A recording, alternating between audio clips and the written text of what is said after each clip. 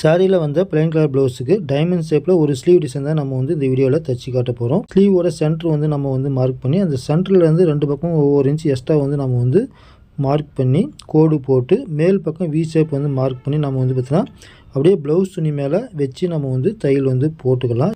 எப்படி மார்க் பண்ணி போடுறோம் அப்படின்றத வீடியோவில் கவனமாக வந்து பாருங்கள். கரெக்டாக மார்க் மேலே நம்ம வந்து தையல் வந்து போட்டு உள்பக்கம் பார்த்திங்கன்னா ஒரு 1/4 இன்ச்சு எக்ஸ்ட்ரா வந்து துணி வந்து விட்டு நம்ம வந்து மிச்சம் இருக்கக்கூடிய எக்ஸ்ட்ரா பீஸ் நம்ம வந்து கட் பண்ணி எடுத்துடலாம். அந்த கார்னர் பகுதி திரும்புறதுக்கு எல்லாமே பார்த்தீங்கன்னா அந்த கார்னர் பகுதியில் நம்ம வந்து கட் பண்ணி விடணும். கட் பண்ணி விட்டுட்டு லைனிங் துணி வந்து பார்த்திங்கன்னா ப்ளவுஸோட மேல் பக்கம் இருக்குது. இப்போ அந்த லைனிங் துணியை நம்ம உள்பக்கமாக கொண்டு போகணும். உள்பக்கம் கொண்டு போய் ஒரு 1/4 இன்ச்சு அகலத்துக்கு நம்ம வந்து பெரிய தையல் வச்சு நம்ம வந்து ஓரமாக வந்து நம்ம வந்து போட்டுக்கணும். இந்த தையல் வந்து பார்த்திங்கன்னா கடைசியாக நம்ம வந்து பிரித்து எடுக்கிற மாதிரி இருக்கும். இந்த கட் பண்ண பகுதிக்கு நம்ம வந்து தையல் போடும்போது ப்ளவுஸ் துணி லைனிங் துணி ரெண்டுத்தையும் நம்ம வந்து ஃபுல்லாகவே வந்து பார்த்திங்கன்னா ஜாயின் பண்ணி எக்ஸ்ட்ரா இருக்கக்கூடிய பீஸ் எல்லாமே பார்த்திங்கன்னா நம்ம வந்து தனியாக வந்து கட் பண்ணி எடுத்துடணும். அடுத்து வந்து பார்த்திங்கன்னா இந்த சென்டர் கேப் வந்து நம்ம வந்து டிசைன் செய்கிறதுக்காக ஒரு 1.5 இன்ச்சுக்கு வந்து பார்த்திங்கன்னா நம்ம வந்து நேர் பீஸ் வந்து எடுத்து அதை 2ஆக மடித்து ஒரு 1/2 இன்ச்சு வர்ற மாதிரி நம்ம வந்து தையல் வந்து போட்டுக்கணும்.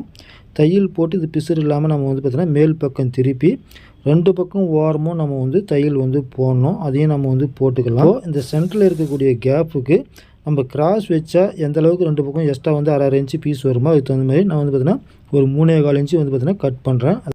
இப்போ ஸ்கொயர் ஷேப்பில் அந்த 2 இன்ச்சுக்கு ஸ்கொயர் ஷேப்பில் வர மாதிரி நான் வந்து பார்த்திங்கன்னா ஒரு பேப்பரில் நான் வந்து வரைஞ்சி அந்த ஸ்லீவோட லென்த்துக்கு ஒவ்வொரு ஸ்கொயர் ஷேப்புக்கும் ஒவ்வொரு கார்னர்லேருந்து இன்னொரு கார்னர் வரைக்கும் கிராஸாக வச்சு நான் வந்து தையல் போடுறேன். எப்படி போடுறேன் அப்படின்றது வீடியோவில் கவனமாக பாருங்கள். ஒரு பக்கம் தையல் போட்டுட்டு இன்னொரு பக்கமும் தையல் போட்டுடணும். போட்டு திரும்ப அடுத்த கிராஸை வச்சு நம்ம வந்து தையல் வந்து போடணும். இந்த மாதிரி வைக்கும்போது பார்த்தீங்கன்னா சென்டரில் வரக்கூடிய அந்த ஒவ்வொரு டைமண்ட் டிசைனும் வந்து பார்த்திங்கன்னா ஒரே அளவுக்கு வரணும். அப்போ தான் பார்த்திங்கன்னா அந்த டிசைன் வந்து பார்க்குறதுக்கு நல்லா இருக்கும்.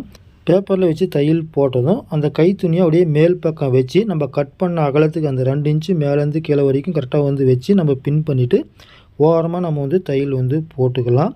2வது தையல் போடும்போது உள்பக்கம் லைனிங் துணி ஒரு 1/2 இன்ச்சுக்கு பிசுறு இல்லாமல் மடித்து வச்சு நம்ம வந்து தையலும் வந்து போட்டு உள்பக்கம் நம்ம வந்து ஃபினிஷிங் பண்ண முடியும்.